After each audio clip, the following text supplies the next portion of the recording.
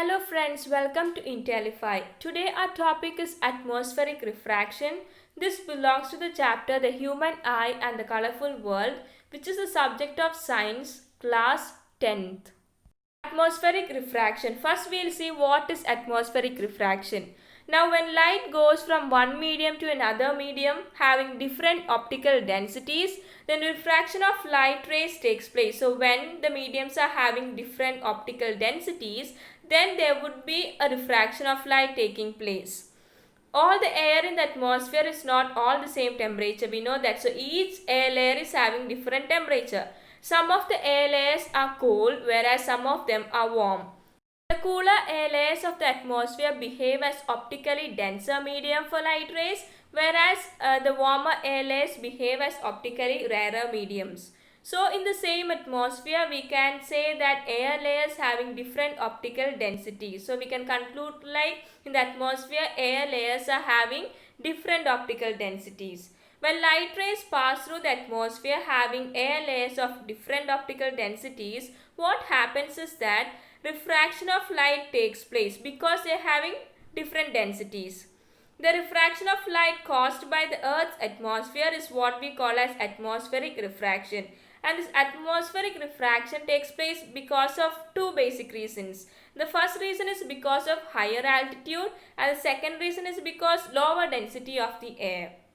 A twinkling of stars happen because atmospheric refraction. Now we'll see how twinkling of stars take place.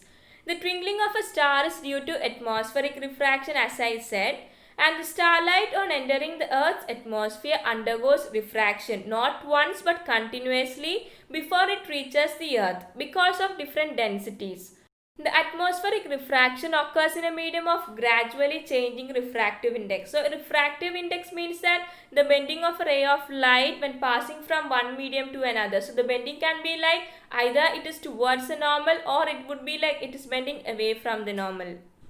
Since the atmosphere bends starlight towards the normal, the apparent position of the star is slightly different from its actual position. Apparent position means that it is the position in space as seen by our observer. So when we look at things from Earth to the sky, we would see things in one particular position, but it won't be their actual position. And that position is what is known as apparent position. So the star appears slightly higher than its actual position when viewed near the horizon. This apparent position of the star is not stationary. It will keep changing since the physical conditions of the Earth's atmosphere are not stationary. So it is not just that the apparent position remains the same. It is stationary. That means there is a chance for it to keep changing and changing. And another reason for this change is that even the Earth's atmosphere is also not stationary. Since the stars are very far away, they approximate point-sized distant source of light. So we can consider stars as they are point-sized distant source of light. As the path of rays of light coming from the star goes on varying, the apparent position of the star fluctuates and the amount of starlight entering the eye flickers. So this is the reason why they appears to be twinkling, because the star is fluctuating and there is a variation going on there. And this is the same reason why the star sometimes appear brighter at the other times and sometimes it appears like fainter, which is the twinkling effect. So this effect is known as twinkling effect. That is, sometimes it appear brighter, sometimes it appear fainter. Now a question would pop up in our mind like, why don't the planets twinkle? Yes, the answer for that is the planets are much closer to the Earth, whereas the stars were far away from us. Now these planets, as they are closer to the Earth and are thus seen as extended sources. So if we consider a planet as a collection of large number of point-sized sources of light, then the total variation in the amount of light entering our eye from all the individual point-sized sources will average out to zero. So this is what happens if we consider them as a large number of point-sized source of light.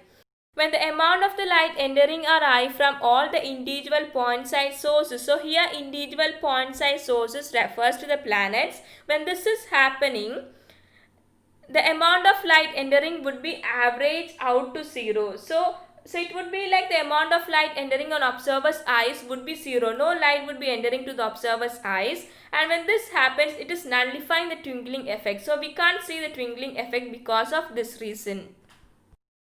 Now next is advanced sunrise and delayed sunset. So the sun is visible to us about 2 minutes before the actual sunrise. So it's like before the sun is actually rising. So before 2 minutes we are able to see the sunrise, and in the same way 2 minutes before the actual sunset we are able to see the sunset. And this happens because of atmospheric refraction. By actual sunrise we mean that the actual crossing of the horizon by the sun. If you look at the diagram, you can see that the observer is able to see the apparent position of the sun, which is not the actual position of the sun.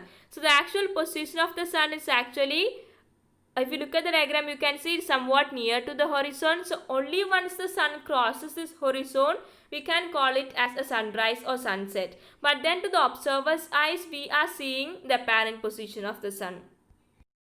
The time difference between actual sunset and the apparent sunset is about 2 minutes. The apparent flattening of the sun's disk at sunrise and sunset is also due to the same phenomenon, that is because of atmospheric refraction. You would be wondering why the sun is visible to us about 2 minutes before the actual sunrise and 2 minutes before the actual sunset.